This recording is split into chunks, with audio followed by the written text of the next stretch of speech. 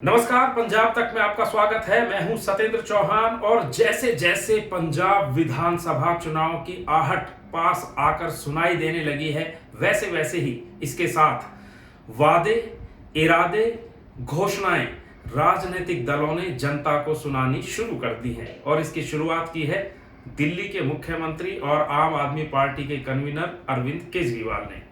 चंडीगढ़ पहुंचे अरविंद केजरीवाल तो सबसे पहले उन्होंने घोषणा नहीं, इसे घोषणा नहीं कह सकते, इसे कह सकते हैं कि केजरीवाल ने कहा गारंटी, गारंटी नाम दिया है इन्होंने और कहा है कि ये गारंटी है जैसे ही आम आदमी पार्टी की सरकार बनेगी पंजाब के लोगों को 300 यूनिट फ्री बिजली मिलेगी। यानी कि 300 यूनिट तक पंजाब के लोगों को बिजली के बिल नहीं भरने हैं। इतना ही नहीं, इससे आगे सुनिए, 24 घंटे पंजाब में बिजली मिलेगी। और इससे भी आगे सुनिए कि पंजाब के लोगों ने पिछले जो बिल अपने नहीं भरे हैं वो भी माफ होंगे। लेकिन सवाल ये खड़ा होता है कि अभी विधानसभा चुनाव में कई महीने पड़े हैं और जो अरविंद केजरीवाल ने घोषणा की है, क्या उस घोषणा का असर ये तो नहीं होगा कि पंजाब के लोग बिजली का बिल अभी से ही भरना बंद कर दें? क्योंकि पंजाब राज्य की माली हालत किसी से छिपी नहीं है।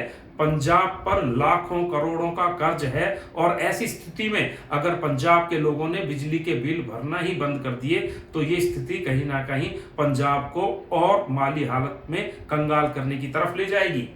और दूसरा सवाल अब ये खड़ा होता है कि अरविंद केजरीवाल ने ये तजुर्बा दिल्ली में भी किया था और दिल्ली में उन्होंने महज 200 यूनिट मुफ्त बिजली का ऐलान कर रखा है। तो सवाल ये खड़ा होता है कि जब दिल्ली के लोगों को 200 यूनिट प्रति घर मुफ्त बिजली मिल रही है तो केजरीवाल ने पंजाब के लोगों के लिए 300 क्यों कहा?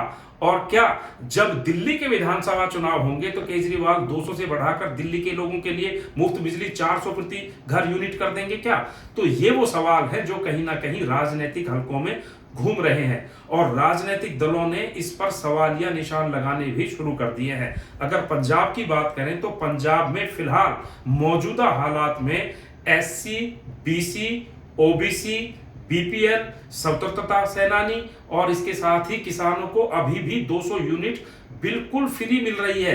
यानी कि अरविंद केजरीवाल ने जो कल घोषणा की थी, हालांकि बाद में उन्होंने सफाई दी और सफाई में साफ कर दिया कि 300 यूनिट तक कोई चार्ज नहीं लिया जाएगा। लेकिन जब प्रेस कॉन्फ्रेंस हुई थी तो उस पीसी में अरविंद केजरीवाल ने कहा था कि 300 यूनिट बिजली फ्री होगी और अगर उसके ऊपर बिल आता है 301, 302, 305 यूनिट अगर हो जाती है तो उसके ऊपर पिछला सारा बिल लोगों को देना पड़ेगा। इस मामले को राजनीतिक दलों ने तुरंत पिकअप कर लिया, उठा दिया। तो केजरीवाल को भी यू टर्न लेना पड़ा और केजरीवाल ने तमाम सफाई के साथ यह बयान जारी किया कि 300 यूनिट के बाद ही बिल लगना शुरू होगा, यानी कि 300 यूनिट फ्री रहेंगी। तो दिल्ली का ये चुनावी नुस्खा पंजाब की राजनीति में क्या अरविंद केजरीवाल पर भारी पड़ेगा? क्या 300 यूनिट फ्री बिजली के चक्कर में पंजाब के लोग अरविंद केजरीवाल को वोट देंगे? ये एक शुरुआत है। इससे पहले अरविंद केजरीवाल अपनी प्रेस कॉन्फ्रेंस में ये भी कहकर गए हैं कि इस तरह की और गारंटी लेकर वो जल्द सामने आने वाले हैं।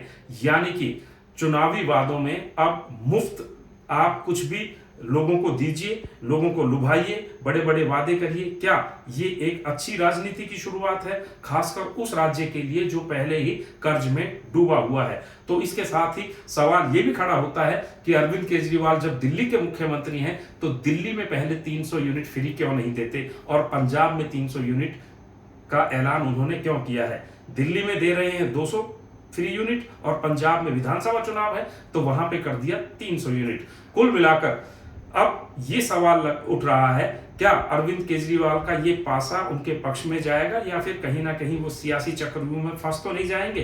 कुल मिलाकर अरविंद केजरीवाल ने जो पासा फेंका है वो ऐसा लग रहा है कि पंजाब के लोगों में काम कर सकता है। लेकिन आने वाले दिनों में अरविंद केजरीवाल क्या घोषणाएं करते हैं, कितनी गारंटियां देते हैं, ये भी आने वाला वक्त बताएगा और इनका सियासी जवाब क्या मिलता है और नतीजा क्या निकलता है ये तो आने वाला वक्त बताएगा। लेकिन फिलहाल अरविंद केजरीवाल एक शुरुआत कर पंजाब से वापस दिल्ली चले गए हैं।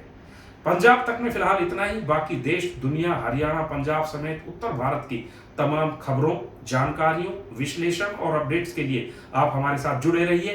पंजाब तक को लाइक करते रहिए, शेयर करते रहिए, सब्सक्राइब करते रहिए।